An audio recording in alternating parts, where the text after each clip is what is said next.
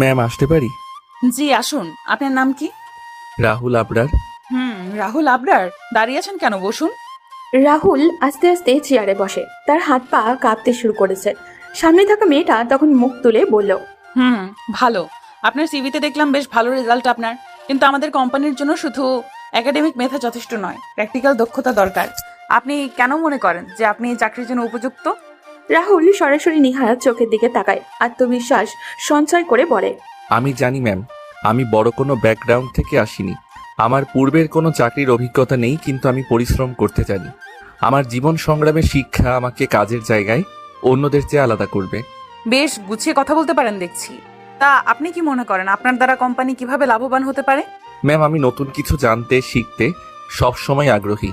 তাই কোম্পানি আমাকে যে বিষয়ে ব্যবহার করতে চাইবে আমি সেখানেই নিজের সর্বোচ্চটা দিয়ে কাজ করব। নিহা কিছুক্ষণ চুপ করে থাকে, তারপর মৃদু হেসে বলে, ঠিক আছে, আপনি কাল থেকে জয়েন করতে পারেন। আপনার পোস্টিংটা না হয় একটু সারপ্রাইজ হিসেবে থাকুক, কাল জয়েনের পর জানবেন। অসংখ্য ধন্যবাদ ম্যাম। বলেই রাহুল খুশি হয়ে অফিস থেকে বের হলো। ওদিকে নিহা নিজের জায়গায় বসে মুচকি মুচকি হাসছে। ছেলেটার কথা বলার ধরন তার বেশ পছন্দ হয়েছে। শহরের সবচেয়ে বড় ব্যবসায়িক সাম্রাজ্যের উত্তরাধিকারী নিহা রায়হান জন্ম থেকে বিলাসবহুল জীবনে অভ্যস্ত। তার বাবা রায়হান কবির দেশের অন্যতম সফল শিল্পপতি, মা সায়রা কবির একজন সমাজসেবী ছিলেন। কিন্তু নিহার বুদ্ধি হওয়ার আগেই তিনি পৃথিবীর মায়া ত্যাগ করেন। নিহা কলেজ জীবন থেকেই বাবার ব্যবসার খুঁটিনাটি শিখতে শুরু করে। এখন সে তাদের কোম্পানির নতুন চেয়ারম্যান। কর্মচারীদের কাছে সে ভীষণ কড়া, কিন্তু যোগ্যদের কদর করতে জানে। অন্যদিকে রাহুল আবরার মধ্যবিত্ত পরিবারের ছেলে। বাবা মারা গেছেন তখন তার বয়স ছিল মাত্র 14 বছর। মা শাহজাহান বেগম সেলাইয়ের কাজ করে সংসার চালান। ছোট বোন রায়সা এখন ক্লাস 10-এ পড়ে। রাহুল মায়ের কষ্ট কমানোর জন্য অনার্স কমপ্লিট করেই চাকরি খোঁজা শুরু করে দেয়। কিন্তু ঢাকা শহরে সহজে চাকরি পাওয়া তো বিলাসিতা। অনেক ইন্টারভিউ দিয়েছে, কিন্তু কোনো জায়গা থেকেই চাকরির ডাক আসেনি। আজ সকালেও যখন বের হয়েছিল কোনো আশাই ছিল না, কিন্তু সৃষ্টিকর্তার হয়তো তার প্রতি সহায় ছিলেন। রাতের আধারে ক্লান্ত শরীর নিয়েই রাহুল বাসার সামনে এসে দাঁড়ায়, হাতে এক বক্স মিষ্টি। দরজায় কড়া নাড়তেই তার মা দরজা খুলে দিলেন। কি রে বাবা, আজ এত দেরি হলো কেন? আর ইন্টারভিউ কেমন হলো? রাহুল কোনো উত্তর না দিয়েই হাসি মুখে মিষ্টির বক্সটা মায়ের হাতে তুলে দেয়। এরপর মাকে জড়িয়ে ধরলো শক্ত করে। পাশ থেকে রাইসা চোখ গোল গোল করে বলে, ভাইয়া, তার মানে তুমি চাকরি পেয়ে গেছো?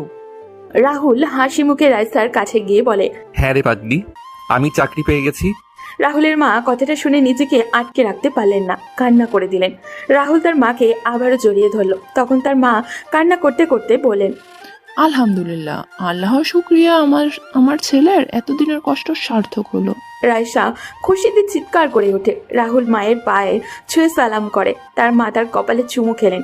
মা, এখন তোমার আর কষ্ট করতে হবে না। রাতের খাবার শেষে রাহুল ঘুমাতে যায়, কিন্তু উত্তেজনায় সহজে ঘুম আসতে চাইছে না ওর। তার এতদিনের কষ্ট যেখানে কাজে আসলো না, সেখানে আজ এত বড় কোম্পানিতে যেখানে কোনো আশাই ছিল না, সেখানে তার চাকরি হয়ে গেল। রাহুল এইসব ভাবতে ভাবতেই ঘুমিয়ে গেল। পরদিন সকাল সকাল রাহুল তৈরি হয়ে অফিসের উদ্দেশ্যে রওনা দেয়। প্রথম দিন, তাই সময়ের আগেই পৌঁছাতে হবে। অফিসের মূল ভবনে ঢোকার পর পিয়ন তার সামনে এসে দাঁড়ায়। রাহুলের পা থেকে মাথা পর্যন্ত দেখে বলল, স্যার, আপনি নতুন জয়েন হয়েছেন তাই না? জি ভাই, আজই জয়েন করলাম। চলুন, চেয়ারম্যান ম্যাডাম আপনাকে ডাকছে। রাহুল একটু অবাক হয়, হঠাৎ চেয়ারম্যান ম্যাডাম কেন তাকে ডেকেছে। পিয়নের পিছন পিছন নিহার অফিসে ঢুকে দেখে নিহা একটা ফাইল চেক করছে। রাহুলকে দাঁড়িয়ে থাকতে দেখে নিচে তাকিয়েই বলে, বসুন রাহুল। রাহুল চুপচাপ চেয়ার টেনে বসে। নিহা কিছুক্ষণ ফাইলটা দেখে সেটা টেবিলের উপরে রেখে রাহুলের দিকে তাকায়। রাহুল তো পাথরের মতো বসে আছে। তখন নিহা গম্ভীর সুরে বলে, রাহুল, আপনার দায়িত্ব বুঝিয়ে দেওয়ার জন্যই ডাকলাম। আজ থেকে আপনি আমার পিএ।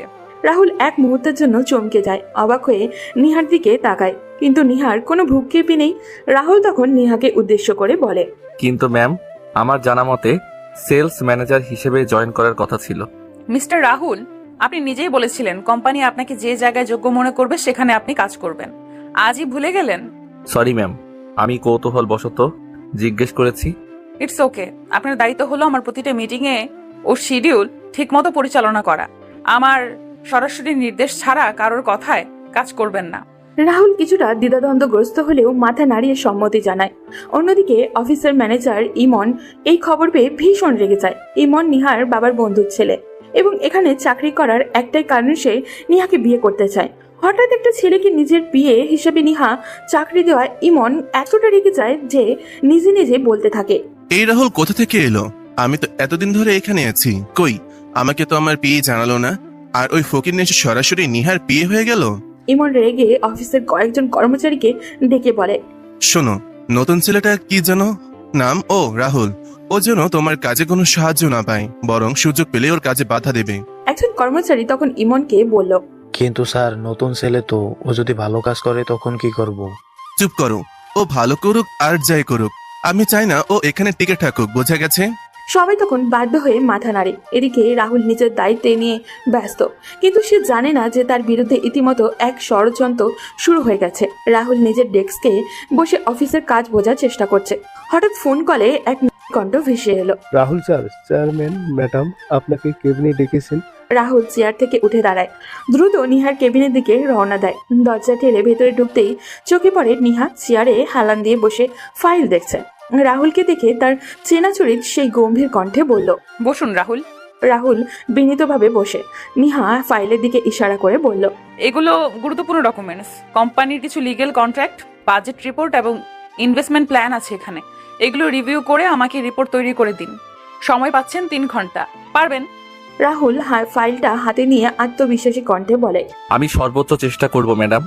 চেষ্টা নয়, কমপ্লিট করতে হবে। জানেন তো, জীবন একটা যুদ্ধ, আর আপনি এমন একটা পজিশনে আছেন যেখানে আপনার প্রতিদ্বন্দ্বী অনেকেই। তাই সামর্থ্যের প্রমাণ দিয়ে এখানে টিকে থাকতে হবে। রাহুল মাথা ঝাঁকিয়ে বেরিয়ে আসে। এরপর নিজের কেবিনে বসে মনোযোগ সহকারে কাজ শুরু করে। এক এক করে ফাইল খুলে পরে দরকারি জায়গায় নোট নেয়, এক্সেল শিট তৈরি করতে বিশ্লেষণ করে। তার অভিজ্ঞতা কম, কিন্তু টিউশনি করে টাকা উপার্জনের অভ্যাসে তাকে সময়ের মূল্য বুঝিয়েছে। সঠিক সময়ের মধ্যে সব রিপোর্ট শেষ করে সে নিহার কেবিনের সামনে গিয়ে কড়া নাড়ে। কোনো দরকার মিস্টার রাহুল? ম্যাডাম, আমি রিপোর্ট জমা দিতে এসেছি। নিহা ভ্রু কুঁচকে তাকায়। এখনো 2.5 ঘন্টা হয়েছে। রাহুলকে ভিতরে আসতে বলে নিজের চেয়ারে হেলান দেয়। রাহুল ভিতরে এসে বসেই নিহা বলে, এখনই শেষ? মাত্র 2.5 ঘন্টা হয়েছে। রাহুল চুপচাপ ফাইল এগিয়ে দেয়। নিহা ধীরে ধীরে ফাইল খুলে পড়তে শুরু করে। কিছুক্ষণ পর নিহা কিছুটা বিস্মিত হয়ে বলে, বেশ ভালো হয়েছে।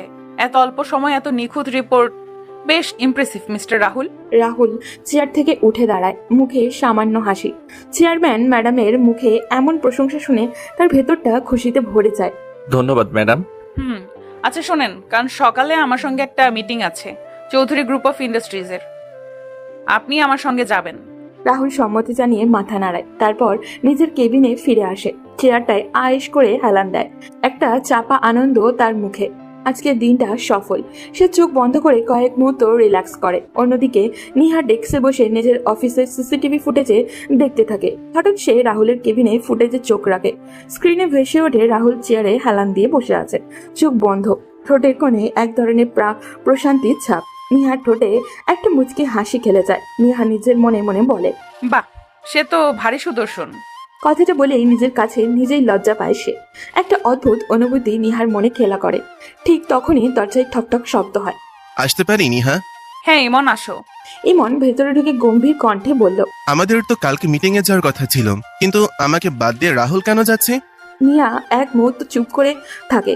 ইমনকে তার পছন্দ না, কিন্তু তার বাবার জন্য সহ্য করতে হচ্ছে। নিহা ইমনের দিকে তাকিয়ে দৃঢ় কণ্ঠে বলে, রাহুল আমার পিয়ে ইমন। এখন থেকে আমি যেখানে যাব রাহুলও সেখানে যাবে। এটাই তো স্বাভাবিক। এটা নিয়ে এত রিয়েক্ট করার কি আছে? আসতে না আসতে যদি ওকে সব বুঝিয়ে দাও, তাহলে আমার কি দরকার এখানে?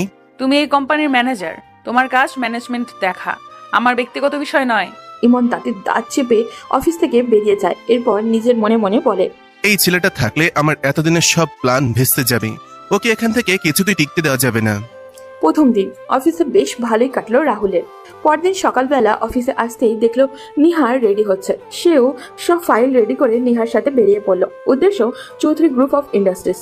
গাড়ির ভেতরে নিঃশব্দ পরিবেশ, শুধু গাড়ির ইঞ্জিনের মৃদু গর্জন শোনা যাচ্ছে। রাহুল গাড়ির জানলা দিয়ে বাইরে তাকিয়ে আছে, আর নিহা ফোনে মিটিং সংক্রান্ত কিছু নোট দেখছে। কিছুক্ষণ পর রাহুলই প্রথম নীরবতা ভাঙলো। ম্যাডাম, এই মিটিংটা কি খুব গুরুত্বপূর্ণ? হ্যাঁ, এটা আমাদের জন্য বড় একটা বিজনেস ডিল। চৌধুরী গ্রুপের সাথে পার্টনারশিপ হলে আমাদের কোম্পানির লাভ অনেক বাড়বে। এত বড় একটা ডিলে আমাকে নিয়ে যাচ্ছেন ম্যাডাম? আমি তো নতুন, যদি কোনো সমস্যা হয়। নিহা রাহুলের কথা শুনে রাহুলের দিকে বিরক্তি নিয়ে তাকায়। রাহুল কিছুটা ভয় পেয়ে যায়। নিহা রাহুলের ভয়ার্ত চেহারার দিকে তাকিয়ে মৃদু হেসে বলে, আপনি বেশ অদ্ভুত মিস্টার রাহুল। তবে একটা জিনিস মাথায় রাখবেন, এমপ্লয়ি হিসেবে বসের প্রতি অনুগত্য প্রকাশটাও এক ধরনের দায়িত্ব। তাই আমার সিদ্ধান্তের উপর আগামীতে প্রশ্ন তুলবেন না আশা করি। রাহুল নিহার ঠান্ডা মাথায় দেওয়া হুমকিটা বেশ ভালোই উপলব্ধি করতে পারল। নিহা এক ঝলক রাহুলের দিকে তাকিয়ে মৃদু হাসলো। গাড়ি থামলো চৌধুরী গ্রুপ অফ ইন্ডাস্ট্রির সামনে। সেখানে তাদের অপেক্ষায় দাঁড়িয়ে ছিল ওই কোম্পানির কয়েকজন কর্মকর্তা। তারা নামতেই ওদের ওয়েলকাম করা হলো। কনফারেন্স রুমে বসে আছে আরফ চৌধুরী, চৌধুরী গ্রুপের নতুন চেয়ারম্যান। বয়স 30-এর কাছাকাছি, দেখতে বেশ স্মার্ট। তার বাবা তৌফিক চৌধুরীর পর 7 মাস হলো কোম্পানিতে দায়িত্ব গ্রহণ করেছেন। এখন নিহাদের কোম্পানির সাথে এটাই তার প্রথম মিটিং। নিহা আর রাহুল মিটিং রুমে প্রবেশ করতেই আরফ চৌধুরী চেয়ার থেকে উঠে দাঁড়ালো। ওয়েলকাম মিস নিহা, অবশেষে আপনার সাথে সামনাসামনি দেখা হলো। থ্যাঙ্কস মিস্টার আরব। আশা করি আমাদের আলোচনা ফলপ্রসূ হবে। আরব চেয়ার টেনে বসলো। রাহুল ফাইল খুলে টেবিলে রাখলো। আরব চৌধুরী তখন তার সাথে থাকা লোকদের বলল, আপনারা একটু বাহিরে যান, আমি মিস নিহার সাথে পার্সোনালি মিটিংটা করতে চাই। সবাই বেরিয়ে গেল। রাহুল এখনো নিহার পাশে বসে আছে। নিহার ওদিকে কোনো ভ্রুক্ষেপই নেই, সে তার মতো ফাইল দেখছে। তখন আরব চৌধুরী মুচকি হেসে নিহাকে উদ্দেশ্য করে বলল, তো মিস নিহা, এই ডিল আপনার কোম্পানির জন্য বিশাল লাভজনক হবে, এটা তো জানেন। নিশ্চয় জানি, আর সেই জন্যই এখানে এসেছি। আরব ধীরে ধীরে একটা কলম হাতে নিল। এরপর সেটা ঘোরাতে ঘোরাতে বলল, ঠিক আছে, তাহলে সরাসরি আসল কথায় আসি। আমি চাচ্ছি ডিলটা একটু ব্যক্তিগতভাবে সাইন করতে। মানে আপনি কি বলতে চাইছেন? আরব চৌধুরী নিজের চেয়ার থেকে উঠে আস্তে আস্তে নিহার দিকে এগিয়ে এলো। এরপর শয়তানি একটা হাসি দিয়ে বলল, ডিলটা সাইন করতে হলে আপনাকে আমার একটা ছোট অনুরোধ রাখতে হবে। মানে একদিনের জন্য আমার একটু সঙ্গ দিতে হবে। পুরো রুমে মুহূর্তেই থমথমে নীরবতা নেমে এলো। রাহুল তখন পাশে বসেছিল। তার চোখে মুখে ঘৃণা ফুটে উঠল। নিহা ভীষণ রেগে গেল, কিন্তু নিজের রাগ সামলে বলল, মিস্টার চৌধুরী, আমি ঠিক বুঝতে পারছি না আপনি কি বলতে চাইছেন। বুঝতে তো পারছেনই মিস নিহা, আমি চাই আমাদের পার্টনারশিপ একটু বেশিই ঘনিষ্ঠ হোক। আপনার কোম্পানি এখনো আমার কোম্পানির অর্ধেও সমান নয়, কিন্তু আপনি আমার সাথে পার্টনারশিপ করলে খুব তাড়াতাড়ি কোম্পানি নিয়ে একটা বড় পজিশনে যেতে পারবেন। এইবার আর অপেক্ষা না করে নিহা সোজা উঠে দাঁড়ালো। এরপর রাগী কণ্ঠে বলল, আপনার মতো নিচু মনের মানুষের সাথে পার্টনারশিপ করার চেয়ে আমার কোম্পানির ক্ষতি হওয়াই ভালো। আর আমার এখন আপনার কোম্পানির কাজকর্মের সততা নিয়েও সন্দেহ হচ্ছে। বলেই সে ডিলের কাগজগুলো নিয়ে ছুঁড়ে মারল আরবের মুখের উপরে। রুমের পরিবেশ মুহূর্তেই উত্তপ্ত হয়ে উঠল। আরব চৌধুরী রাগান্বিত স্বরে বলল, আপনি কি জানেন আপনি কার সাথে এরকম ব্যবহার করেছেন? হ্যাঁ, নিশ্চয়ই জানি। আমি দ্য গ্রেট তৌফিক চৌধুরীর বিগড়ে যাওয়া চরিত্রহীন ছেলে আরব চৌধুরীর সাথে কথা বলছি। রাহুল চুপচাপ সব দেখছিল। নিহার এইরকম প্রতিবাদ দেখে তার নিহার প্রতি অদ্ভুত শ্রদ্ধা তৈরি হলো। নিহা রাহুলের দিকে তাকিয়ে বলল, চলো রাহুল, এখানে সময় নষ্ট করার কিছু নেই। আপনার ডিল আপনি গিলে খান। রাহুল কিছু না বলে নিহার পিছু পিছু চলে আসলো। অফিসে ফিরে এসে নিহার নিজের কেবিনে বসলো। চুপচাপ এক দৃষ্টিতে টেবিলের দিকে তাকিয়ে আছে। এত বড় একটা ডিল যা কোম্পানিকে অনেক দূরে এগিয়ে নিয়ে যেতে পারত, সেটা সে বিনা দ্বিধায় ফেলে এসেছে। কিন্তু এটা কি সত্যি ঠিক হলো? ব্যবসায় তো আবেগের জায়গা নয়। তাই বলে কি সে নিজের ইজ্জত বিলিয়ে দিবে? বড় কোম্পানি তো, কি হয়েছে, ওদের কথা সব হবে নাকি? না, নিহা আর ভাবতে পারছে না। সে রাহুলকে ডেকে পাঠালো। কয়েক মিনিট পর রাহুল দরজায় কড়া নাড়ল। আমি আসতে পারি ম্যাডাম? আসুন। রাহুল ভেতরে এসে দাঁড়ালো। নিয়া কিছু বলছে না, মাথা নিচু করে কিছু একটা চিন্তা করছে। রাহুল তখন সাহস করে বলল, ম্যাম, আপনি কি কিছু নিয়ে চিন্তিত? একটু। আচ্ছা রাহুল, আজ আমি যা করলাম এটা কি ঠিক করলাম? রাহুল নিহার প্রশ্নে কয়েক সেকেন্ড চুপ করে থাকলো। তারপর ধীর গলায় বলল, ম্যাডাম, একটা কথা কি জানেন? টাকা পয়সা আর লোক দেখানো সম্মানের লোভে অনেকে নিজেদের আত্মসম্মান বিক্রি করে দেয়, কিন্তু যিনি সৎ পথে থাকেন তার জন্য হাজারো সুযোগ অপেক্ষা করে। নিহা অবাক হয়ে রাহুলের দিকে তাকালো। রাহুল তখন আবারও বলল, ম্যাম, আপনি আজ একটা অনৈতিক প্রস্তাব ফিরিয়ে দিয়ে প্রমাণ করেছেন ব্যবসার থেকেও বড় কিছু আছে, আর সেটা হলো সম্মান। আপনি যা করেছেন সেটা একদম ঠিক করেছেন। নিহার চোখে মুগ্ধতা ফুটে উঠল। রাহুলের কথাগুলো তার ভীষণ ভালো লাগলো। সে কিছুক্ষণ চুপ করে থেকে মৃদু হাসি দিয়ে বলল, তাহলে তোমার মতে সৎ পথে থাকলে সফল হওয়া যায়? নিশ্চয়ই, শুধু ধৈর্য রাখতে হবে। আপনি দেখবেন কিছুদিন পরে ডিলের থেকেও ভালো ডিল আপনার সামনে এসে দাঁড়াবে ইনশাআল্লাহ। নিহা রাহুলের কথায় মুচকি হাসলো। রাহুলের কথায় যেন সে নতুন একটা ভরসা খুঁজে পেল। ওদিকে অফিস শেষ হওয়ার পর ইমন বাসায় গিয়ে তার বাবার সামনে দাঁড়ালো। তার বাবা সিরাজ খান ইমনের চেহারা দেখে ভ্রু কুঁচকে জিজ্ঞাসা করলেন, কি হয়েছে? এত রাগ নিয়ে বাসায় ফিরে এসেছিস কেন? কারণ আবার কি, তোমার বন্ধুর মেয়ে নিহা। আমি কি ওর কোম্পানিতে সিনিয়র ম্যানেজার নাকি কোনো নাচির পুতুল? অফিসে একটা নতুন ছেলে এসেছে, নাম রাহুল। সেই ছেলেকে সে তার পিএ বানিয়েছে। এখন যেখানে নিহা যাবে সেই ছেলেকেও নিয়ে যাবে। আমি প্রতিবাদ করেছিলাম, সে আমাকে কোনো পাত্তাই দিল না, তাই রাগ করে অফিস থেকে চলে এসেছি। ইমনের কথা শুনে সিরাজ খান ধীর গতিতে সোফায় বসলেন। এক গ্লাস পানি হাতে নিয়ে চুমুক দিলেন। তারপর গভীরভাবে ইমনের দিকে তাকালেন। তুই একটা গাদা। ইমন হতভম্ব হয়ে গেল। তার বাবা এমন কথা কিভাবে বলল? সে তো অবাক হয়ে বলল, বাবা, তুমি আমাকে সাপোর্ট না করে ওকে সাপোর্ট করছো? ইমন, তুই তো এখন বোঝার চেষ্টা করছিস না আসল খেলা কি। অফিস থেকে বেরিয়ে এসে তুই কি অর্জন করলি? এখন ওই রাহুল নামের ছেলেটা ওর আরো কাছাকাছি চলে যাবে। তুই শুধু বসে বসে হা করে দেখবি। ইমন এবার কিছুটা চুপ হয়ে গেল। সিরাজ খান তখন চোখে সরু করে ইমনকে বললেন, শুন, নেহা এই কোম্পানির একমাত্র উত্তরাধিকারী। তুই যদি ওকে বিয়ে করিস, ওর বাবার সমস্ত সম্পত্তি আমাদের হাতে চলে আসবে। আমাদের পুরো ব্যবসা একাই চালাবো। তোর কি মনে হয় এই সামান্য একটা চাকরি ধরে রাখার জন্য আমি তোকে ওখানে পাঠিয়েছি? তাহলে এখন আমাকে কি করতে হবে বাবা? কাল থেকে নিয়মিত অফিসে যাবি। এমন ভাব করবে যেন কিছুই হয়নি। ধীরে ধীরে নেহার মন জয় কর। ওকে বুঝিয়ে দে তুই তার সবচেয়ে বিশ্বস্ত বন্ধু এবং ওর কোম্পানির জন্য তুই সব করতে পারিস। ঠিক আছে বাবা, এবার আমি আর ভুল করব না। পরদিন সকালে অফিসের গেট দিয়ে ইমন প্রবেশ করলো। কিছু কর্মচারী ওকে দেখে অবাক হয়ে গেল, কারণ কাল সে যাওয়ার সময় রেগে সবাইকে বলে গিয়েছিল সে আর এই অফিসে আসবে না। এই খবর নিহার কানেও গিয়েছিল। সে তো মনে মনে মহা খুশি, একটা ঝামেলা অন্তত কমবে। ইমনকে দেখে একজন কর্মচারী ফিস ফিস করে বলল, কাল তো খুব রেগেছিল, আজকে আবার ফিরে এলো। এদের কর্মকাণ্ড কিছুই বুঝি না। ইমন অফিসে ঢুকে সরাসরি নিহার কেবিনের সামনে গিয়ে দাঁড়ালো। দরজায় নক করলো। ভিতর থেকে নিহার গলা শোনা গেল, কে ভেতরে আসো। ইমন দরজা খুলে ঢুকলো। নিহা ইমনকে দেখে একটু অবাক হয়ে বলল, ইমন, তুমি এখানে? কাল শরীফ সাহেব বলল তুমি নাকি সব ছেড়ে দেবদাস হয়ে চলে গিয়েছিলে। ইমন মৃদু হাসলো। নিহা তো ভীষণ অবাক। এই ছেলে কি পাগল হয়ে গেল নাকি? নিহাকে আরো অবাক করে দিয়ে ইমন নরম কণ্ঠে বলল, নিহা, সেদিন আমার রাগের জন্য দুঃখিত। আসলে একটু বেশি আবেগপ্রবণ হয়ে গিয়েছিলাম। তুমি আমার খুব ভালো বন্ধু, তাই হুট করে তোমার উপর রাগ দেখিয়েছি। প্লিজ ক্ষমা করে দাও। নিহা কিছুক্ষণ ইমনের দিকে তাকিয়ে থাকলো। না, এটা স্বাভাবিক নয়। নিশ্চয়ই ইমনের কোনো প্ল্যান আছে, কিন্তু এখন তাকে স্বাভাবিক হতে হবে। তাই নরম কণ্ঠে বলল, আচ্ছা ঠিক আছে, তবে ভবিষ্যতে এইভাবে অপ্রয়োজনীয় রাগ দেখাবে না। অবশ্যই না। এখন থেকে আমি তোমার প্রতি আরো অনুগত থাকব। এবার তোমার যে কোনো প্রয়োজনে আমি পাশে থাকব। নিহা মাথা নাড়ালো। ইমন বেরিয়ে নিজের কেবিনে চলে গেল।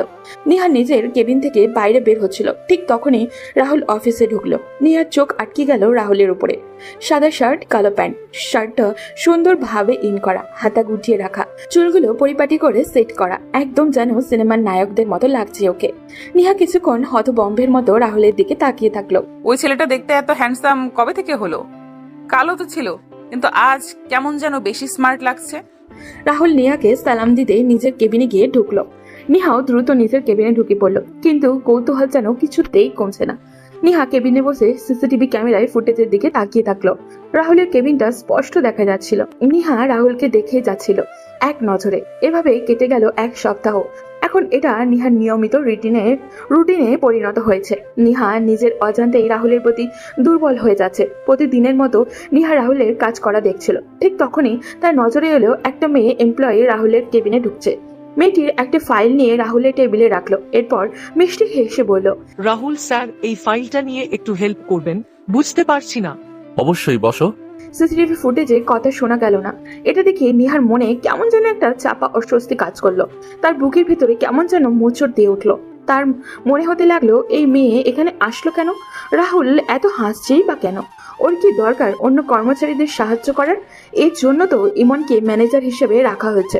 নিহা দেখলো মেয়েটা ইচ্ছা করেই হেসে হেসে রাহুলকে টাচ করে কথা বলছে। এটা দেখে নিহার রাগে ফেটে পড়লো।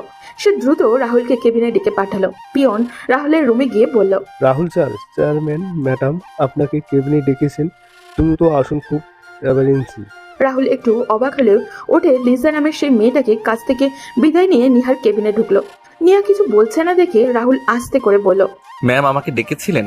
আচ্ছা একটা প্রশ্নের উত্তর দাও তো, তোমাকে এই কোম্পানিতে চাকরি দেওয়া হয়েছে কেন? রাহুল হতবাক হয়ে গেল। এমন প্রশ্নের মানে কি? সে আস্তে করে উত্তর দিল।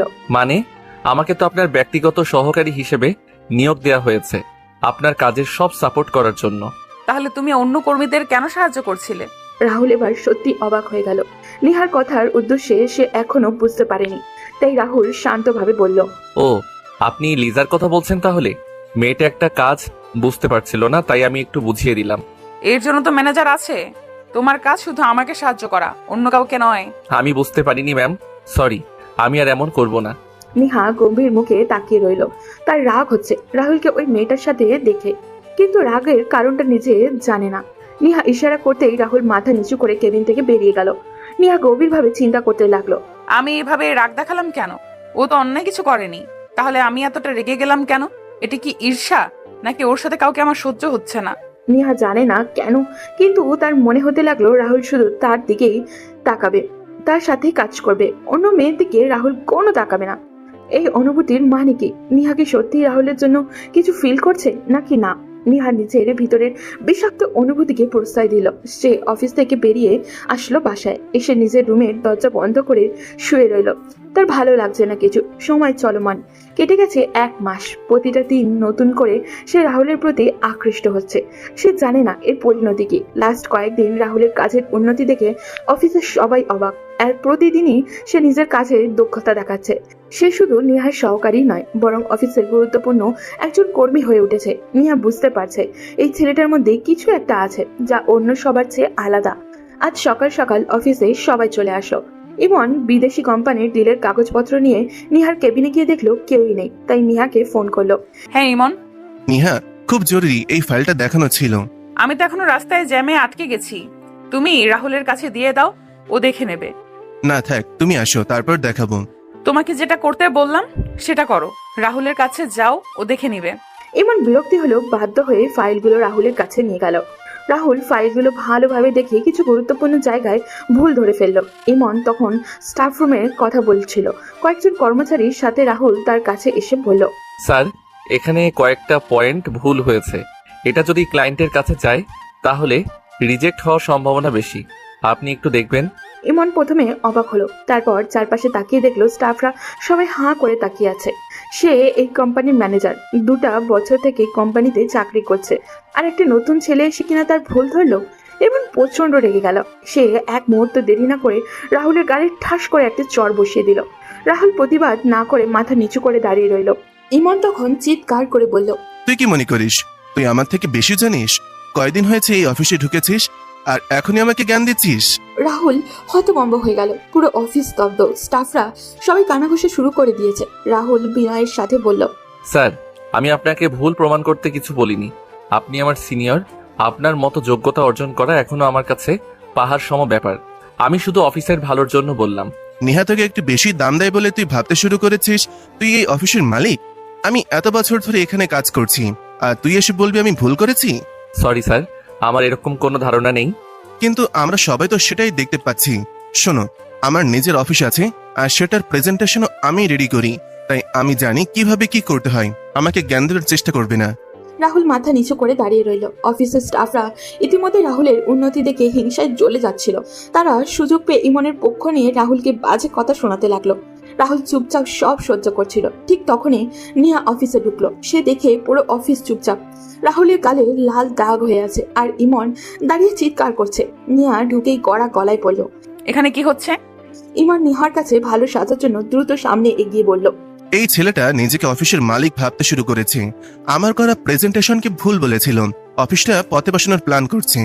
নিহা কোনো কথা না বলে ফাইলগুলো হাতে নিল। এরপর রাহুলকে নিজের কাছে ডেকে ভুলগুলো দেখিয়ে দিতে বলল। রাহুল তার সামনে এসে চুপচাপ ফাইলের ভুলগুলো দেখিয়ে দিল। নিহা সবকিছু দেখে গভীরভাবে চিন্তা করলো। তারপর ইমনের দিকে ফিরে কঠিন গলায় বলল, রাহুল ঠিকই বলেছে, এই জায়গাগুলোতে ভুল হয়েছে।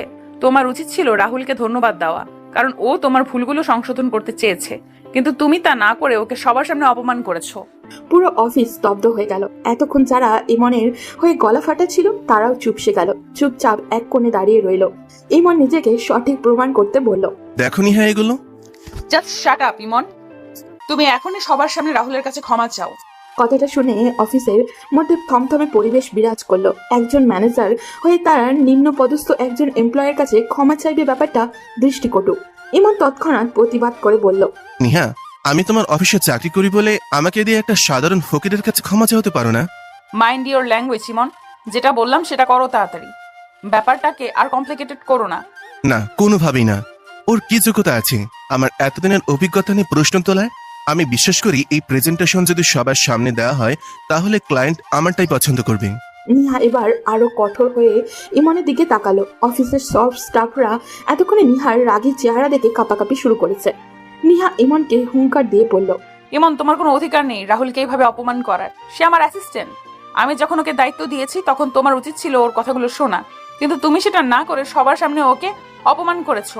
এই কারণে তুমি এক্ষুনি সবার সামনে রাহুলের কাছে সরি বলবে এবং এই প্রেজেন্টেশন ডিল দুইটা থেকেই তুমি বাদ পড়বে।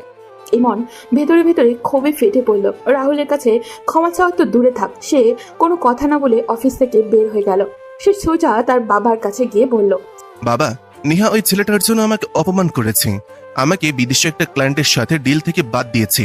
পুরো অফিসের স্টাফদের সামনে রাহুলের কাছে সরি বলতে বলেছে। বুঝলাম, ওই রাহুল নামের ছেলেটা যতদিন অফিসে থাকবে আমাদের প্ল্যান সফল হবে না। সিরাজ খান একটা সিগারেট ধরিয়ে ধোঁয়া ছাড়তে ছাড়তে বললেন, নেহা আমাদের হাতের বাইরে চলে গেছে, এখন ওর লাগাম টেনে ধরতে হবে। আমরা এখন নেহার বাবার কাছে যাব, তার এমন মগজদুলাই করব যে তাকে বুঝাবো এই রাহুল নামের ছেলেটা শুধু তার মেয়ের জন্য হুমকি নয়, তার সমস্ত সম্পত্তির জন্য হুমকি। তাই তাকে দ্রুত সরাতে হবে।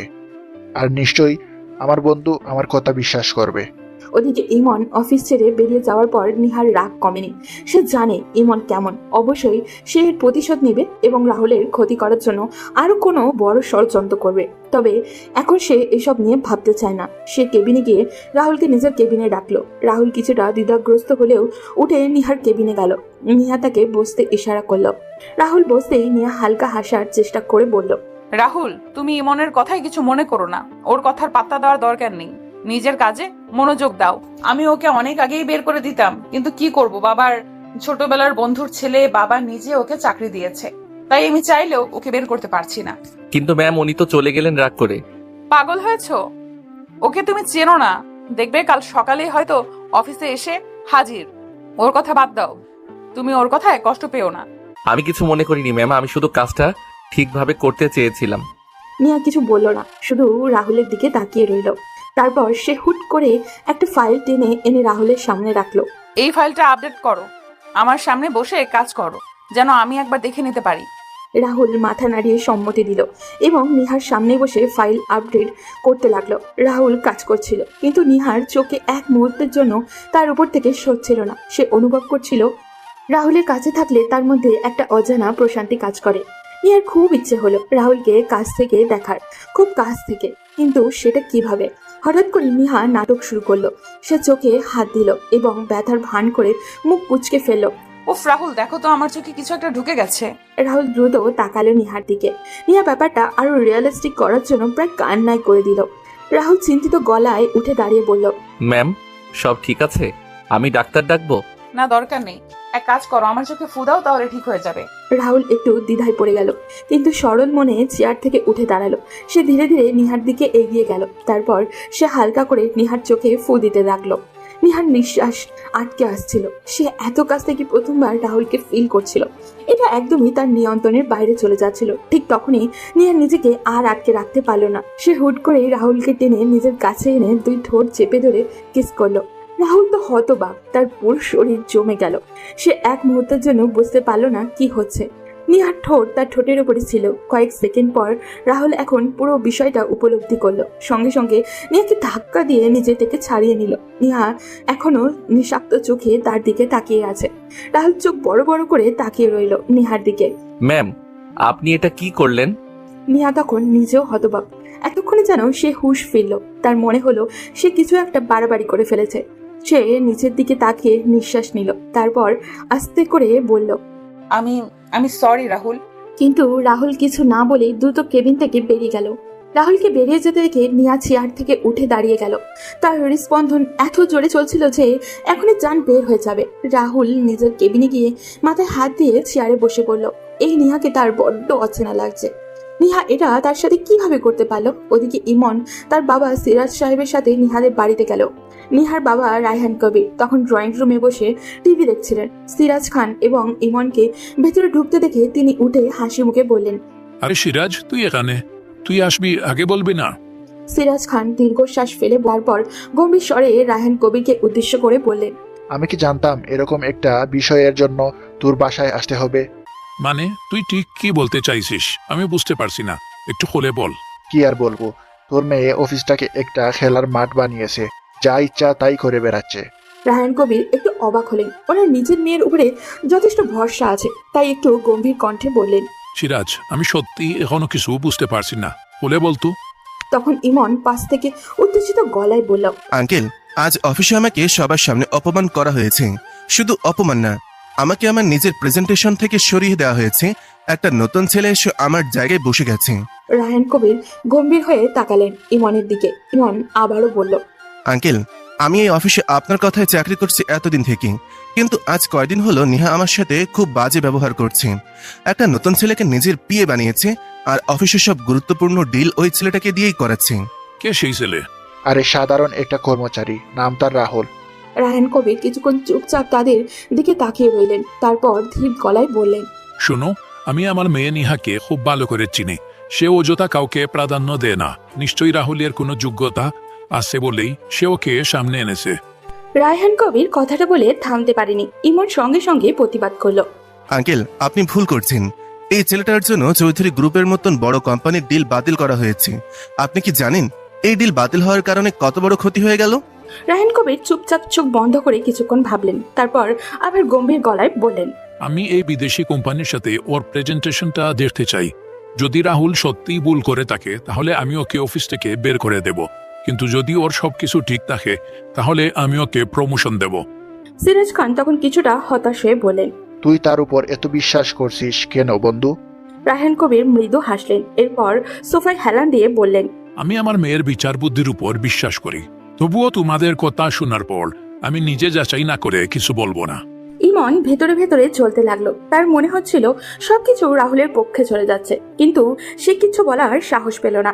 সে ভেতরে ভেতরে প্রতিজ্ঞা করলো কিছুতেই রাহুলকে এখানে টিকতে দিবে না। পরদিন আরকে গ্রুপ অফ ইন্ডাস্ট্রির বিলাসবহুল কনফারেন্স রুমে এক গুরুত্বপূর্ণ মিটিং শুরু হলো। বিদেশি ক্লায়েন্টদের বিশাল টিম এসে বসেছে। তাদের সামনে রয়েছে রায়হান কবির, নিহা, ইমন এবং অফিসের অন্যান্য উচ্চপদস্থ কর্মকর্তারা। তবে আজকের সবচেয়ে গুরুত্বপূর্ণ ব্যক্তি রাহুলকেই মনে হচ্ছে। সে একদম নিখুঁত পোশাক পরে আত্মবিশ্বাসী ভঙ্গিতে দাঁড়িয়ে প্রেজেন্টেশন শুরু করলো। তার গলার স্বর দিল, চোখে আত্মবিশ্বাস ভর্তি। নিহা রাহুলের দিকে তাকিয়ে মৃদু হাসছিল। রাহুলের সৌন্দর্য তাকে প্রতিদিনই নতুন করে মুগ্ধ করে, তবে আজকে সেটা মাত্রা যেন কয়েক গুণ বেড়ে গেল। রাহুল প্রজেক্টের সামনে দাঁড়িয়ে বলল, স্যার, আমাদের কোম্পানির ভবিষ্যৎ পরিকল্পনার মূল উদ্দেশ্য হচ্ছে নতুন প্রযুক্তির সঠিক ব্যবহার নিশ্চিত করা। আমরা এমন কিছু পদক্ষেপ নিতে যাচ্ছি যা এই বাজারে আমাদের এক ধাপ এগিয়ে রাখবে।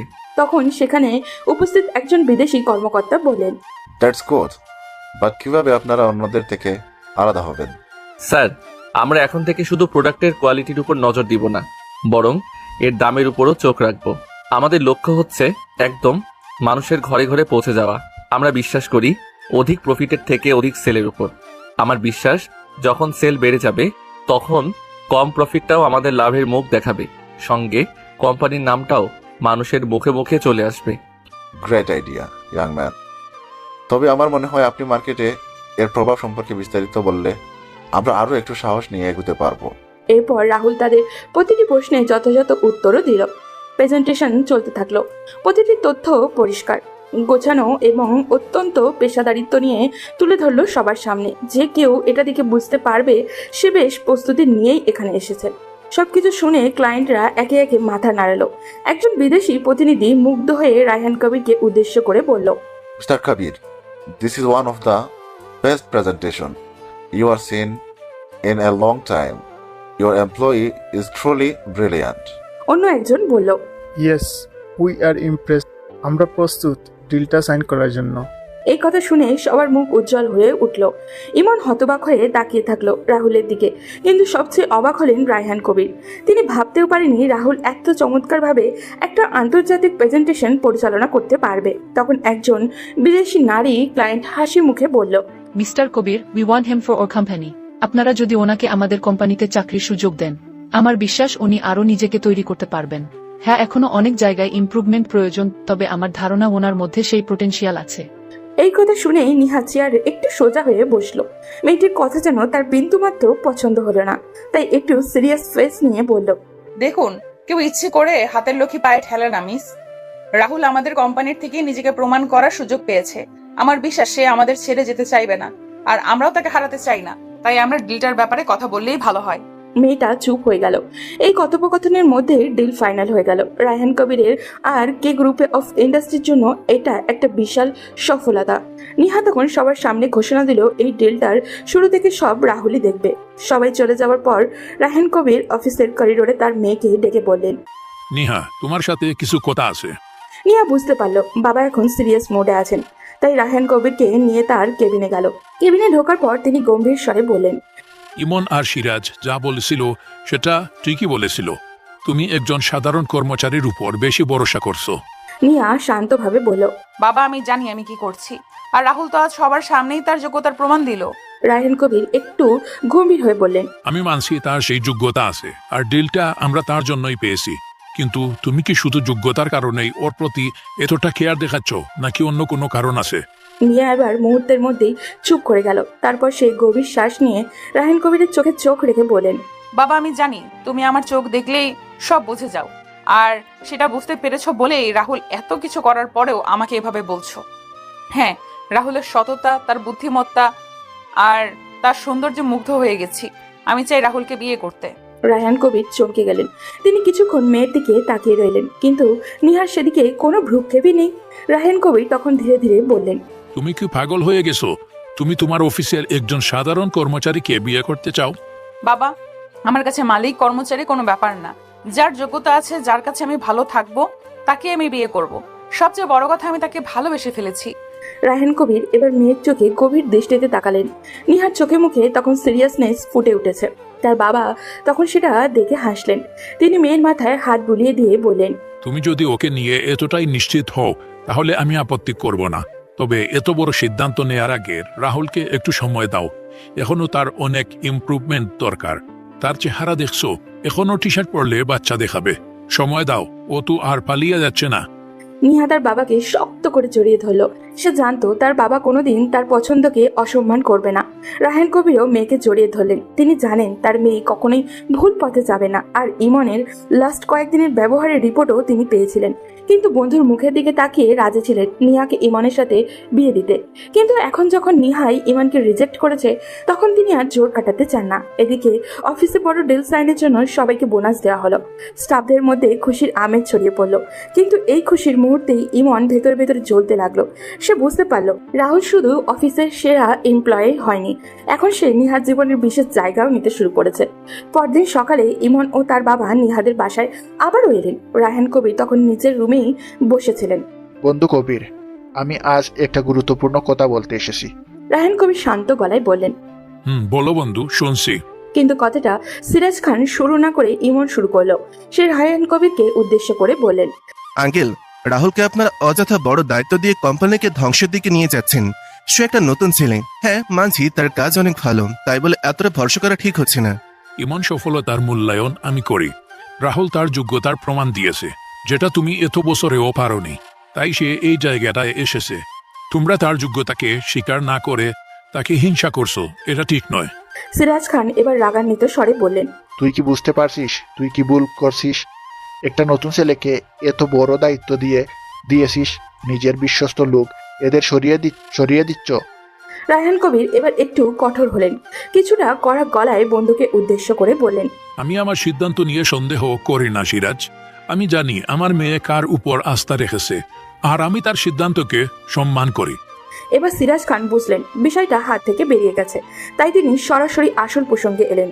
ঠিক আছে, সব বাদ দাও, আমি যাচ্ছি নেহা। আর ইমনের বিয়ের একটা তারিখ ঠিক করতে বেশ কয়েকদিন তো হলো। দুজন পড়ালেখা শেষ করেছে, এখন দুজনে স্ট্যাবলিশ। এই কথা শুনেই রায়হান কবিরের মুখ শক্ত হয়ে গেল। তিনি বন্ধুকে উদ্দেশ্য করে ধীরে ধীরে বললেন, সরি বন্ধু, তোমাকে দেওয়া কথা আমি রাখতে পারলাম না।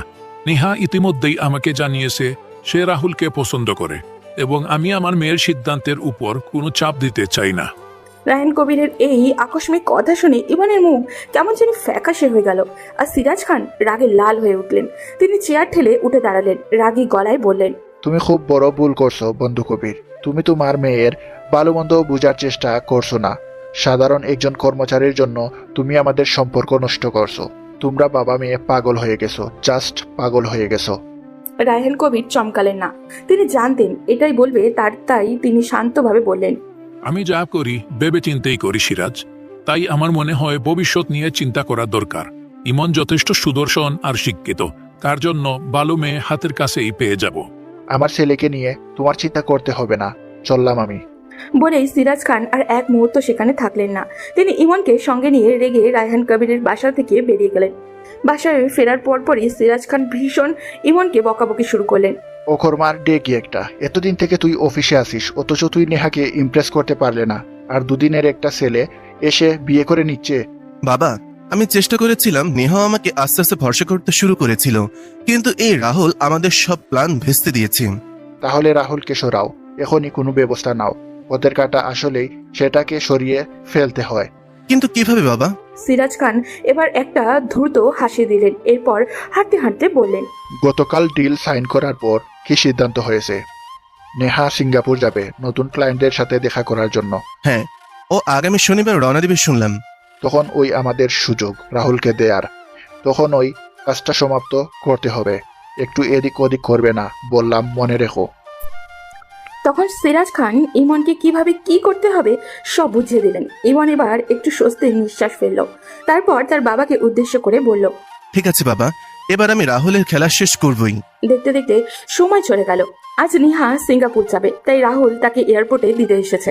নিহা ভেতরে ঢোকার আগেই হঠাৎ রাহুলের হাত ধরে বলল, রাহুল, আমি তো থাকবো না কয়েকদিন, তুমি অফিস ঠিক মতো দেখাশোনা করবে। ইমনের উপর আমার ভরসা নেই। ওকে ম্যাম, আপনি চিন্তা করবেন না। আরেকটা কথা, ওই লিজা, রিমা, আরেকটা মেয়ে কি যেন নাম? সামিয়া।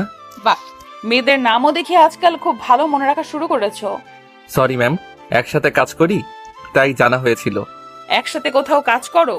তুমি আমার সাথে কাজ করো, এটা মাথায় রাখবে। আর আমি কিন্তু এসে রিপোর্ট নিব। যদি কোনো মেয়ের সাথে আলগা পিরিয়ড দেখাও তাহলে ফল ভালো হবে না। Okay ma'am. ওকে ম্যাম মানে কি? কথাটা বুঝেছো তো? আমি কিন্তু প্রতিদিন কল করে খোঁজ নিব। এখন গেলাম, গুড বাই। বলেই নিহা ভেতরে চলে গেল। রাহুলও তার বাসার দিকে রওনা দিল। আজ বোনকে নিয়ে একটু ঘুরতে যেতে হবে, অনেকদিন থেকে বায়না করছে ও। ওদিকে নিহা সিঙ্গাপুর যাওয়ার পরদিনই ইমন অফিসের দায়িত্ব পেয়ে গেল। এটা স্বাভাবিক, কারণ অফিসের চেয়ারম্যান না থাকলে সব দায়িত্ব ম্যানেজারের হাতেই যায়। কিন্তু রাহুল কিছুটা অবাক হচ্ছিল, কারণ ইমন দায়িত্ব পাওয়ার পর থেকেই অফিসের কিছু কর্মচারী অদ্ভুতভাবে তার দিকে তাকাচ্ছে। কিছুজন চাপা হাসিও হাসছে। একজন তো বলেই ফেললো, ম্যাম তোমাকে এত বিশ্বাস করে কিন্তু দায়িত্ব দিয়ে গেল ইমন স্যারের হাতে, এটা মানা যায় নাকি? রাহুল বেশ বিরক্ত হলো বিষয়টাতে, কারণ এরা হয়তো আসেই অন্যদের পিছনে লাগার জন্য। সে এসবে মাথা না ঘামিয়ে নিজের কাজ করতে লাগলো। কিন্তু সমস্যা বাঁধলো নিহা সিঙ্গাপুর যাওয়ার তৃতীয় দিন সকালে। রাহুল অফিসে ঢুকতেই দেখতে পেল ভেতরে ভীষণ হইচই হচ্ছে। কর্মচারীদের মধ্যে ফিসফিস করে আলোচনা চলছে, কয়েকজন উত্তেজিতভাবে ছোটাছুটিও করছে। রাহুল এগিয়ে গিয়ে জিজ্ঞাসা করলো, অফিসে কি হয়েছে? সবাই এত অস্থির কেন? তুমি শোনোনি অফিসের মেইন অ্যাকাউন্ট থেকে 50 লাখ টাকা গায়েব? কি বলছো? এটা কিভাবে সম্ভব? বলে রাহুল ভিতরে গেল। সবাই মিলে অনেক চেষ্টা করেও ব্যর্থ কারণ হিসাবে কোনো সমস্যা নেই, টাকাটা সত্যি গায়েব। সব স্টাফদের তল্লাশি করা হলো, কিন্তু কারোর কাছেই নেই। আর স্বাভাবিকভাবেই কেউ এত টাকা ক্যাশ করাতে পারবে না। এভাবে দুপুর হয়ে গেল। ইমন বাইরে গিয়েছিল, আসার পর সব স্টাফকে কমন রুমে নিয়ে এসে গভীর গলায় বলেন, আমরা সব স্টাফদের ব্যাংক হিসেব বের করেছি, টাকাটা কার অ্যাকাউন্টে গেছে জানো? সবাই নীরব হয়ে গেল। ইমন এবার ধীরে ধীরে রাহুলের দিকে তাকিয়ে বললেন, দ্য গ্রেট মিস্টার রাহুল, টাকাটা তোমার অ্যাকাউন্টে গেছে। রাহুল মাথায় যেন বাজ পড়ল। সে এইসব ব্যাপারে বিন্দুমাত্র কিছু জানে না। কথাটা শুনে সে অবাক হয়ে বলল, কি? এটা কিভাবে সম্ভব স্যার? আমি তো কখনো। ইমন রাহুলকে কিছু বলতে না দিয়ে ব্যাংকের স্টেটমেন্ট দেখিয়ে বলল, দেখো, এখানে স্পষ্ট লেখা আছে টাকাটা সরাসরি তোমার অ্যাকাউন্টে গেছে। তুমি কি বলতে চাও ব্যাংক মিথ্যা বলছে? আর এই কথা আমরা সবাই জানি যে নিহা আর আমি ছাড়া এই অফিসে একমাত্র তুমি আছো যে অফিসের সব টাকা পয়সার হিসাব অ্যাকাউন্ট ইনফরমেশন সব তোমার কাছে আছে। রাহুল হতবাক হয়ে দাঁড়িয়ে রইল। কর্মচারীদের মধ্যে শোরগোল শুরু হলো। সুযোগ পেয়ে সবাই খোঁচা দিতে শুরু করলো।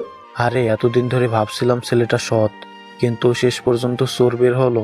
ধুর ম্যাম, একটু বেশি বিশ্বাস করেছিল, তাই সুযোগ পেয়ে হিসাবে গরমিল করে কোম্পানির টাকা মেরে খাচ্ছিল। রাহুল এসব আর নিতে পারছিল না। সে তখন সবার সামনে হাত জোর করে বলল, প্লিজ বিশ্বাস করুন, আমি এই কাজ করিনি। আমি টাকাটার সম্পর্কে আমি কিছুই জানি না। কিন্তু কেউ তার কথা শুনলো না। ইমন এবার হঠাৎই রাগ দেখিয়ে রাহুলের কলার চেপে ধরল। তুই একটা টাকা চোর, এত বড় বিশ্বাসঘাতকতা করলি? আমরা তোকে বিশ্বাস করেছিলাম। নিহত অফিসের সবকিছু তোর হাতে দিয়েছিল, আর তুই এভাবে এর প্রতিদান দিলি? রাহুল কিছু বলার আগেই ইমন তাকে ধাক্কা দিয়ে ফ্লোরে ফেলে দিল। সুযোগ পেয়ে রাহুলকে হিংসা করে এমন কিছু কর্মচারীও ইমনের পক্ষে যোগ দিল। তারা সবাই মিলে রাহুলকে মারতে শুরু করলো। রাহুল কাতর হয়ে বলল, প্লিজ আমাকে বিশ্বাস করুন, আমি এই কাজ করিনি। কিন্তু কেউ বিশ্বাস করলো না। বরং ইমনকে আরো উস্কে দিয়ে একজন বলল, স্যার, এমন চোরদেরকে অফিসে রাখা উচিত না, এদেরকে অফিস থেকে বের করে দেন। ইমন সেটাই করলো। রায়হান কবিরকে ডেকে আনা হলো অফিসে। তিনি এসে দেখলেন রাহুল মাটিতে পড়ে আছে, মুখে আঘাতের দাগ, জামা কাপড় ছেঁড়া। তিনি গম্ভীর গলায় বললেন, ইমন, কি হয়েছে এখানে? আঙ্কেল, আমরা খুব দুঃখিত, কিন্তু আপনার মেয়ে এই ছেলেকে অন্ধবিশ্বাস করেছিল, সেই সুযোগে ও চুরি করেছে। দেখুন ব্যাংক স্টেটমেন্ট, নিহাওকে কোম্পানির অ্যাকাউন্টে সবকিছু দিয়ে দিয়েছিল, আর সে হিসেবে গরমিল করে নিজের অ্যাকাউন্টে 50 লাখ টাকা ট্রান্সফার করেছে। রায়হান কবির সন্দেহ নিয়ে স্টেটমেন্ট চেক করলেন। সত্যি দেখা গেল রাহুলের অ্যাকাউন্টে 50 লক্ষ টাকা গেছে। তিনি চুপ হয়ে গেলেন। রাহুল তখন অসহায় গলায় বলল, স্যার, আমি এই কাজ করিনি, আমাকে ফাঁসানো হয়েছে। কিন্তু রায়হান কবির কিছু বললেন না। তিনি কিছুক্ষণ ভাবলেন, তারপর দীর্ঘশ্বাস ফেলে বললেন, এত বড় অন্যায়ের জন্য এই অফিসে তোমার জায়গা নেই রাহুল। বের হয়ে যাও এখান থেকে। তোমাকে চাকরি থেকে অব্যাহতি দেয়া হলো। আমি চাইলেই তোমাকে পুলিশে দিতে পারতাম, কিন্তু নিহার কথা ভেবে দিলাম না। এই কথা বলেই তিনি অফিস থেকে চলে গেলেন। রাহুল ভেতর থেকে একদমই ভেঙে পড়েছে। কিছুক্ষণের জন্য চুপচাপ দাঁড়িয়ে রইল। তারপর মাথা নিচু করে ধীরে ধীরে অফিস থেকে বেরিয়ে গেল। রাহুল মার খেয়ে অপমানিত হয়ে চোখে জল নিয়ে বাসায় ফিরল। দরজা খুলে তার মা অবাক হয়ে ছেলের এমন অবস্থা দেখে এগিয়ে এলেন। রাহুল, কি হয়েছে? তুই কাঁদছিস কেন? এই চোটগুলো কিভাবে লাগলো? রাহুল আর নিজেকে ধরে রাখতে পারল না। সে মায়ের বুকে মুখ লুকিয়ে ফুপিয়ে ফুপিয়ে কাঁদতে লাগলো। তার মা অবাক হয়ে মাথায় হাত বুলিয়ে দিচ্ছিল। রাহুল কাঁদতে কাঁদতে বলল, মা, আমি চোর না, আমি কিছু করিনি, তবু আমাকে চোর বানিয়ে অফিস থেকে বের করে দিল। রাহুলের মা ধীরে ধীরে রাহুলের মুখ তুলে ধরলেন। ছেলের কান্না দেখে তার চোখও ভিজে গেছে। রাহুল তখন তার মাকে শুরু থেকে সবকিছু খুলে বলল। সব শুনে রাহুলের মা তাকে বললেন, বাবা, আমি তোকে বিশ্বাস করি। তুই কখনো কারো টাকা নিতে পারিস না। আল্লাহ আমাদের সাথে আছেন। আল্লাহ সত্যিবাদীদের পাশে থাকেন। একদিন সব সত্যিই প্রকাশ পাবে, শুধু ধৈর্য ধর। রাহুলের মায়ের বুকে মাথা রেখে কাঁদতে লাগলেন। এরপর দিন থেকে প্রতিটা দিন যেন তার জন্য বিষের মতো হয়ে গেল। সে ঠিকমতো খাওয়া দাওয়া করতে পারছিল না। এক সপ্তাহ থাকার কথা থাকলেও 10 দিন পর নিহাস সিঙ্গাপুর থেকে ফিরে এলো। সে অনেক ক্লান্ত ছিল, কিন্তু এক্সট্রা এই 3 দিন থাকার মূল কারণ হলো কিছু শপিং। সে রাহুলের জন্য নিজের পছন্দ মতো কিছু গিফট কিনলো। তার প্ল্যান ছিল ফিরেই রাহুল তার মনের কথা জানাবে। বাসায় আসার পর তার বাবার সাথে হাই হ্যালো ছাড়া তেমন কোনো কথাই হলো না। পরদিন অফিসে গিয়ে সে যা শুনলো তাতে তার শরীর হিম হয়ে গেল। নিয়া ধীরে ধীরে চেয়ারে বসলো। মাথার ভেতর যেন বিস্ফোরণ হচ্ছিল। রাহুল চুরি করেছে? অসম্ভব, এটা একটা ষড়যন্ত্র। যারা এসব করেছে তাদের আমি ছাড়বো না, শেষ করে ফেলবো ওদের। সে দ্রুত অফিস থেকে বেরিয়ে বাসায় চলে আসলো। ড্রয়িং রুমে রায়হান সাহেবকে না পেয়ে সোজা বাবার রুমে ঢুকলো। বাবা, এটা কি শুনলাম? রাহুল নাকি চুরি করেছে? রায়হান কবির একটা দীর্ঘশ্বাস ফেললেন। তিনি মেয়ের পাগলামো বুঝতে পারছেন, কিন্তু সত্যিটা তো তিনি অস্বীকার করতে পারবেন না। তাই গম্ভীর কণ্ঠে বললেন, হ্যাঁ, ব্যাংক স্টেটমেন্ট অনুযায়ী টাকাটা তার অ্যাকাউন্টেই গেছে। আমি বিশ্বাস করতে চাই না, কিন্তু প্রমাণ তো সবার সামনে। বাবা, আমি জানি রাহুল এই কাজ করেনি। এটি ইমন আর তার বাবার ষড়যন্ত্র। রায়হান কবির বিরক্তি নিয়ে বললেন, সেটা তুমি কিভাবে প্রমাণ করবে? আর আমি বুঝি না, তুমি একজন সাধারণ কর্মচারীর জন্য এত কিছু কেন করছো? নিহা শান্ত গলায় বলল, কারণ আমি তাকে বিশ্বাস করি। এর চেয়ে বড় কথা হলো আমি তাকে আমার নিজের থেকেও বেশি ভালোবাসি। বলেই সে দ্রুত তার বাবার রুম থেকে বের হলো। সে কি করবে ভেবে উঠতে পারছিল না। পাগল পাগল লাগছিল নিজেকে। নিহা রাহুলের বাসায় ছুটে গেল। দরজায় নক করতেই রাহুলের মা দরজা খুলে দিলেন। নিহা ভিতরে ঢুকেই বলল, আন্টি, রাহুল কোথায়? ও বাসায় আছে, কিন্তু কেন? নিহা ভিতরে ঢুকতেই মলিন মুখে সোফায় বসে থাকা রাহুলকে দেখলো। রাহুলের হাস্যোজ্জ্বল চেহারাটায় এমন অসহায়ত্ব দেখে নিহার বুকটা ফেটে যাচ্ছিল। নিহা রাহুলের সামনে গিয়ে বলল, রাহুল, আমি জানি এটা ষড়যন্ত্র, আর এর পেছনে যারা আছে তাদের কাউকে আমি ছাড়বো না। তুমি প্লিজ অফিসে ফিরে এসো। রাহুল ধীরে ধীরে নিহার দিকে তাকালো। নিহা অসহায় দৃষ্টিতে তার দিকে তাকিয়ে আছে। রাহুল তার মায়ের দিকে তাকালো। তার মা ইশারায় না করলেন, তাই রাহুল নিহাকে বলল, ম্যাম, আমি যতদিন না নির্দোষ প্রমাণিত হচ্ছি ততদিন সেই অফিসে যাব না। তখন পাশ থেকে রাহুলের মা কঠিন গলায় বললেন, আমার ছেলের উপর যেখানে এত বড় মিথ্যা অপবাদ দেওয়া হয়েছে সেখানে আমি ওকে আবার পাঠাবো না। তাই তুমি ফিরে যাও মা। নিহা অনেকভাবে বোঝাতে চাইলো, কিন্তু কিছুতেই লাভ হলো না। সে মন খারাপ করে বাসায় ফিরে এলো। ওদিকে ইমন এবং তার বাবা নিজেদের কৌশল সফল হওয়ার আনন্দে আত্মহারা। সিরাজ খান খেতে বসে ছেলেকে উদ্দেশ্য করে বললেন, দেখেছিস, বললাম না নেহা সরে গেলে ওই ছেলেটাকে সরিয়ে ফেলবো, এখন সবকিছু আমাদের হয়ে যাবে। হ্যাঁ বাবা, এখন কোম্পানি একেবারে আমার নিয়ন্ত্রণে। নেহা হয়তো কিছুদিন মন খারাপ করবে, কিন্তু ওর কিছুই করার ক্ষমতা নেই। আঙ্কেল নিজে রাহুলকে বের করে দিয়েছে। ওদিকে নিহা অদ্ভুত একটা কাণ্ড ঘটালো। সে এমন একটা ভাব করলো যেন কিছুই হয়নি। পরদিন থেকে স্বাভাবিক অফিস করা শুরু করলো। স্টাফরা সবাই অবাক তার কাজকর্মে। 2-3 দিন পর যখন বিষয়টা একটু ঠান্ডা হলো, তখন নিহা অফিসের সিসিটিভি ফুটেজ চেক করলো। নিহা এবার অফিসের বিশ্বস্ত পিয়ন জাকিরকে ডেকে পাঠালো। পিয়ন সামনে দাঁড়াতেই নিহা নরম কণ্ঠে বলল, জাকির ভাই, সত্যি করে বলুন, সেদিন সকালে কি ঘটেছিল? জাকির ইতস্তত করলো। তার ভয় হচ্ছিল, কিন্তু সে রাহুলকে ভীষণ পছন্দ করত, তাই সাহস করে বলল, ম্যাডাম, আমি কিছু বলতে চাইনি, কিন্তু যেহেতু আপনি জিজ্ঞেস করলেন, ইমন স্যার সেদিন খুব সকালে অফিসে এসেছিলেন। তারপর তিনি একা বসে কিছু কাগজপত্র দেখছিলেন। এরপর দুপুরের দিকে রাহুল স্যারের নামে গুজব ছড়িয়ে পড়ে। নিহা আগে থেকেই জানতো এটা ইমনের কারসাজি, তবে এবার সেটা পুরো নিশ্চিত হলো। নিহা প্ল্যান করলো রাহুলকে যেভাবে ফাঁসানো হয়েছে, নিহা ইমনকে হুবহু সেভাবেই ফাঁসাবে। তাই পরের দিন নিহা কৌশলে অফিসের ফান্ড থেকে ইমনের অ্যাকাউন্টে 1 কোটি টাকা ট্রান্সফার করলো। এছাড়া অফিসের নতুন যে ডিলটা সাইন হয়েছিল তার কিছু গুরুত্বপূর্ণ কাগজপত্র নিয়ে পিয়নের হাতে দিয়ে বলল, জাকির ভাই, আপনি দুপুরে লুকিয়ে ইমনের গাড়িতে এসব কাগজপত্র রেখে আসবেন। খবরদার কেউ যেন দেখতে না পায়। আচ্ছা ম্যাডাম। ঠিক দুপুরে খাওয়ার সময় যখন সবাই ক্যান্টিনে ছিল, জাকির নিঃশব্দে ইমনের গাড়িতে কাগজগুলো রেখে দিল। দুপুরের খাবার শেষে অফিসে ফিরে নিয়া হঠাৎ হইচই শুরু করলো।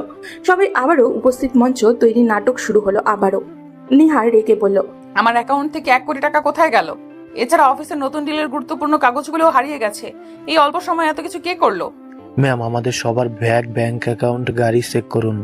আমার মনে হয় না চোর এত অল্প সময়ে জিনিসগুলো কোথায় লুকাতে পারবে। আর এখানে সকাল থেকে যারা ছিল সবাই উপস্থিত। তখন একে একে সবার অফিস ব্যাগ চেক করা হলো, কিন্তু কিছুই নেই। এরপর গ্যারেজে গিয়ে সবাই বাইক গাড়ি চেক করা হলো। ইমনের গাড়ি খোলার পর দেখা গেল সেখানেই ফাইলগুলো লুকানো ছিল। সবাই হতভম্ব হয়ে গেল। নিহা রেগে আগুন হয়ে ইমনের দিকে তাকালো। তুমি চুরি করেছো ইমন?